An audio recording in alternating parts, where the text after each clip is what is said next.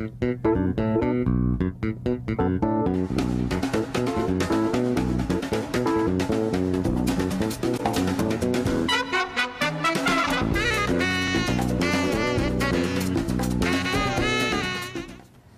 pemirsa, Lansto kali ini akan membahas mengenai mudik aman dan nyaman. Dan bersama kita sudah hadir narasumber Direktur Keselamatan Transportasi Darat Kemenhub Gede Pasek Suardike dan pengamat transportasi Ellen Tangkudung. Sebelum bahas lebih lanjut, kita saksikan dulu paket berikut ini. Mudik seakan menjadi tradisi tahunan libur lebaran di Indonesia. Berbagai cara yang terkadang dipaksakan pun dilakukan untuk berkumpul dengan sanak saudara di hari fitri. Mobil dengan muatan berlebih, mudik dengan mobil bak terbuka, motor hingga bajai kerap terlihat di jalur mudik. Kecelakaan saat mudik juga kerap kita lihat dalam berita di televisi. Selain faktor teknis, faktor fisik dan mental menjadi penyebab utama kecelakaan saat mudik. Pemudik kerap memaksakan diri untuk terus mengemudi meski dalam keadaan mengantuk atau lelah. Beruntung pihak pemerintah dan swasta kini banyak menggalakkan program mudik gratis. Sehingga banyak pemudik yang biasanya menggunakan sepeda motor beralih menggunakan jasa mudik gratis ini. Tentu kita semua berharap agar rencana berlebaran di kampung halaman menjadi kenyataan bagi setiap warga yang mudik.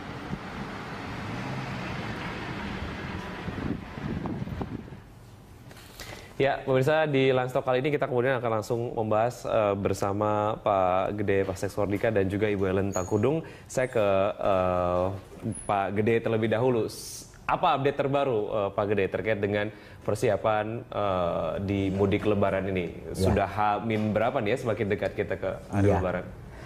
Baik, terima kasih pemirsa sekalian. Selamat siang. Jadi izinkan saya memberikan beberapa update yang sudah dilakukan oleh semua instansi ya, tidak hanya perhubungan, kepolisian, PU, bahkan sektor swasta.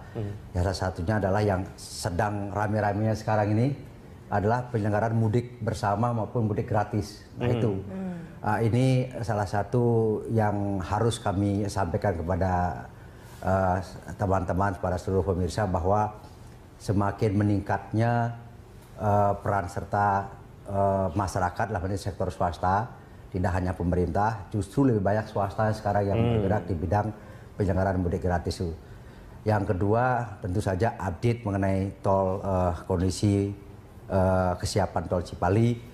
Itu kami telah menurunkan tim per tanggal 10 Juli kemarin, karena sesuai dengan surat Dirjen Perhubungan Darat kepada Kementerian PU, dalam hal ini juga kepada pengatur jalan tol.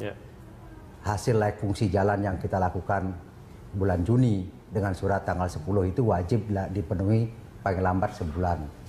Artinya tanggal 11 Juli sudah harus ditindaklanjuti semua rekomendasi-rekomendasi yang diusulkan oleh tim layak fungsi jalan. Nah itu mungkin update-nya Pak.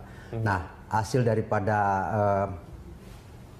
tim yang kami turunkan kemarin itu memang ada beberapa segmen maupun ruas yang masih perlu segera dipenuhi. Contohnya yang paling sederhana dan ini paling esensial, saya ingin sampaikan kepada pemirsa semua, pada kita semua, tentang pemasangan rambu batas kecepatan. Karena oleh undang-undang dan PP, peraturan pemerintah, jalan bebas hambatan maupun jalan tol itu ada ketentuannya minimum 60 km per jam, maksimum 100 km per jam. Paling tinggi kecepatannya. Ini harus dilakukan kepada masyarakat.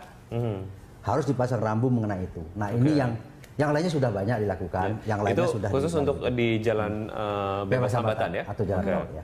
Iya, kalau Bu Ellen, ini melihat bahwa pemudik, angkutan mudik lebaran tahun 2015 ini kan cukup signifikan kenaikannya. 1 juta tadi tahun 2014 ya, dari yang tadi 19 juta menjadi 20 juta.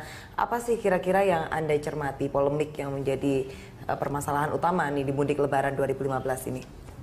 Ya, kalau kita melihat prediksinya memang naik ya, selalu naik. Artinya apa? Artinya memang lebih banyak lagi orang tinggal di daerah urban ya, sehingga harus pulang kampung, itu kan masalahnya. Nah, yang kalau kita lihat seluruh Indonesia, tentu saja kita tidak hanya moda darat ya, itu juga kita juga ada persoalan sekarang dengan moda udara karena ada bencana alam gunung ya, sehingga terjadi penumpukan dan itu juga harus dicermati oleh pengelola bandar udara agar tadi keselamatan tetap terjaga.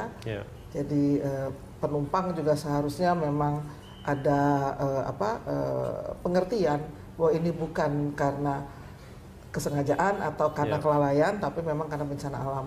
Dan disitulah harus ada koordinasi yang sangat kuat antara instansi untuk agar penumpang bisa dilayani dengan baik, karena pasti ada terjadi penumpukan. Ya, kedua,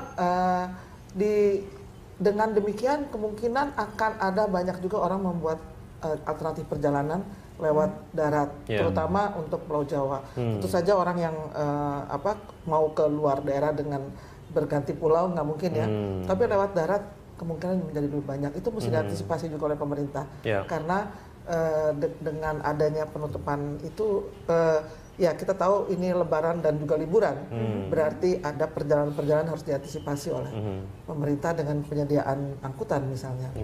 Kemudian yang ketiga, yang memang fenomenal juga adalah bahwa ada jalan tol baru.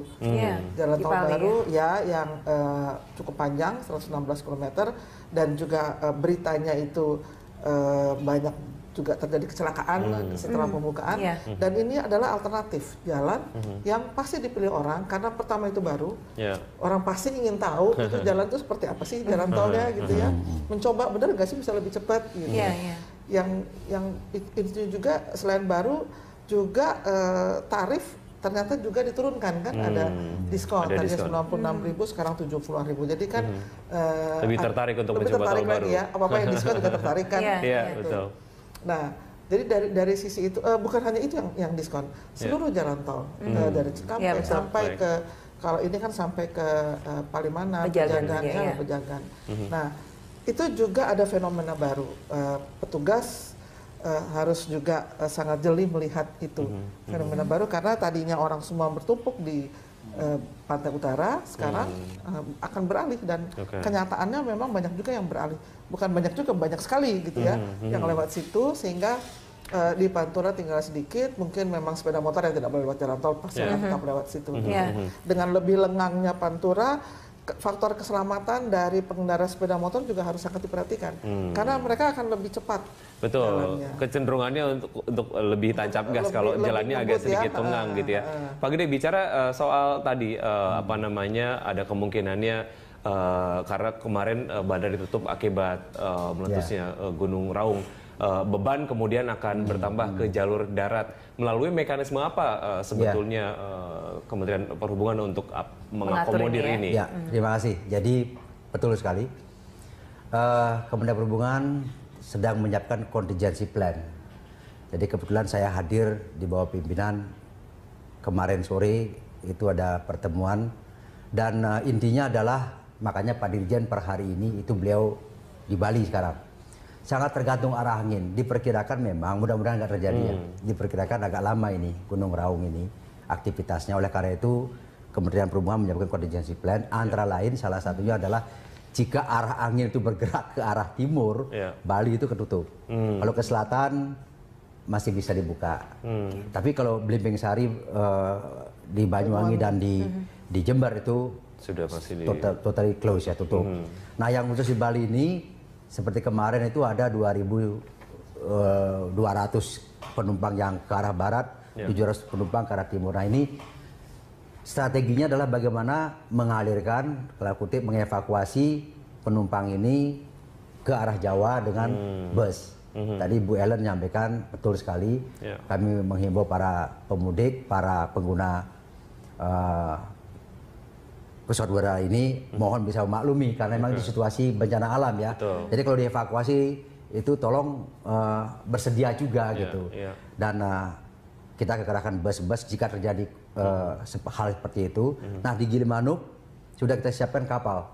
Bahkan kalau memang itu diperlukan, kita akan alihkan beberapa kapal perintis kita di beberapa tempat untuk mendukung pengoperasian penambahan kapasitas Ketapang Gilimanuk.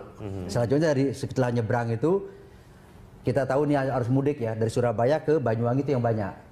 Pulangnya itu relatif kosong. Oleh karena itu kapasitas kereta yang kosong ini kita bisa manfaatkan untuk menghasil Secara evakuasi moda dari transportasi sendiri terkait dengan beban yang transportasi darat yang bertambah, sejauh mana ini kemudian juga diakomodir oleh Kementerian Perhubungan dalam hal jumlahnya, apakah kemudian ditambah dibandingkan dengan tahun lalu atau seperti apa, Pak? Kalau prediksi menurut rencana operasi adalah justru turun. Jumlah pengguna angkutan jalan itu turun, alias menggunakan bus ya. Yang naik kereta api yang meningkat, hampir 5% lumayan turunnya pengguna angkutan. Artinya secara gerbong untuk kereta api juga akan ditambah untuk mengakomodir peningkatan ini gitu ya? Ya mungkin untuk pengguna jalan darat ini memang sedikit berkurang dan lebih bertumbuh pada moda-moda transportasi yang lainnya. Tetapi kan dari moda transportasi itu untuk menuju ke rumah masing-masing mereka juga melalui jalan juga. Nah bagaimana mendistribusikan jalur alternatif tersebut? Kami akan bicarakan usai jeda berikut.